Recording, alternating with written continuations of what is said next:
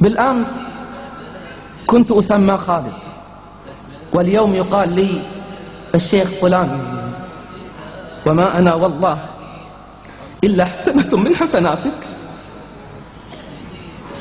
وما أنا والله إلا حسنة من حسناتك، والفضل لله ثم لك أماه فيما أنا فيه اليوم، فجزاك الله عني خير الجزاء.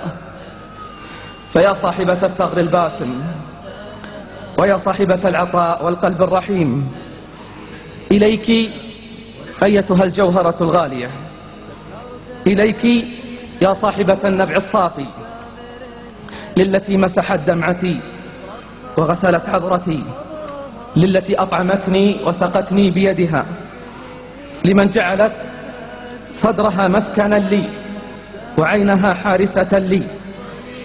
أهدي إليك هذا اللقاء وأقول جزاك الله عني خير الجزاء. اللهم احفظ أمي بحفظك، اللهم احفظ أمي بحفظك. كلمات شكر وعرفان إلى أمي، كلمات عرفان إلى أمي التي أدين لها بالفضل بعد الله تبارك وتعالى. فمهما قلت ومهما عملت فلن أوفيك أجرك يا أمي. لن أنسى صدرك الحنون، ولن أنسى سهر الليالي وتعب الأيام. لن أنسى حين كنا نجتمع على مائدة الطعام وتقدمين وتؤثرين على نفسك بما لذ وطاب، حتى بعد أن كبرنا كنت تضعين اللقيمات في أفواهنا. كم أتعبتك أماه حين كنت أتأخر في السهر فينام أهل البيت وتبقين أنت ساهرة في الانتظار. كنت تخافين علينا من البحر يوم أن كنا نسكن قريبا منه. أذكر مرة أنك ضربتيني ضربا مبرحا لأني اقتربت من البحر وخضت في شواطئه.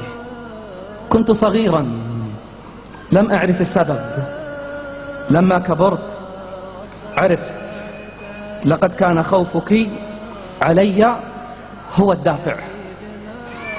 لن أنسى أني حين كبرت وسافرت للدراسة أنك أنت كنت التي تجمعين من هنا وهناك مصاريف دراستي حتى لا أحتاج إلى أحد في غربتي.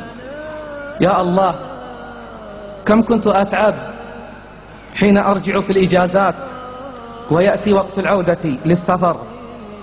كم كان قلبي يتقطع حين تقولين لي لعلك ترجع من هذا السفر ولا تراني. كم كان قلبي يتقطع حين تقولين لي مودعة لعلك ترجع من هذا السفر ولا تراني. كم كنت أبكي حين أسمع هذا الكلام. عدت من السفر وكبرت أنت يا أمي وضعفت.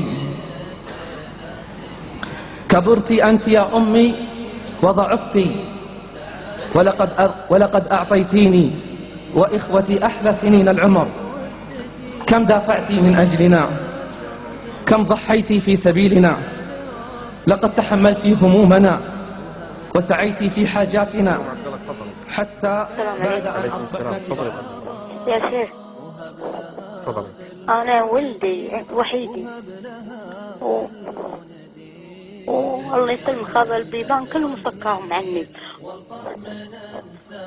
ويقول ما أبي أشوفك ولا شيء. أنا إذا جيت ولا تعرفت بمرتي أوديك دار العدد، ما يبيني وكل ساعة بدفني برا.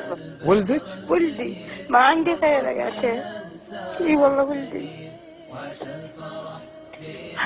ليش ام عبد الله؟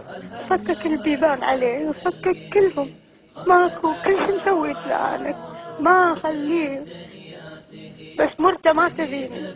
ام عبد الله يمكن قاعد يسمعك الحين، ليش ما توصلين له كلامك؟ انا ابيه، ما عندي غيره ولا عندي في الدنيا حد. وين يوديني العدد يقطني؟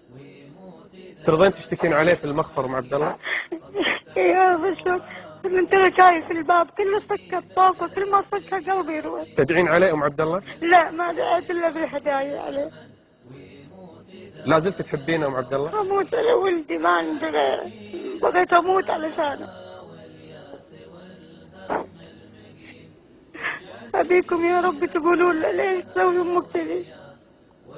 من متى ما شفتيه يا ام عبد الله؟ الحين صار لي 6 اشهر وهو معي بالبيت، كل ساعه يصكك على البيبان، حتى عيالي يطردهم يقول لا تحاجون امي. ام عبد الله انا ودي اكمل وياك وقطعت قلوبنا بهالكلام، وارجو ان ولدك يسمعنا الحين وينتبه لهذا الكلام.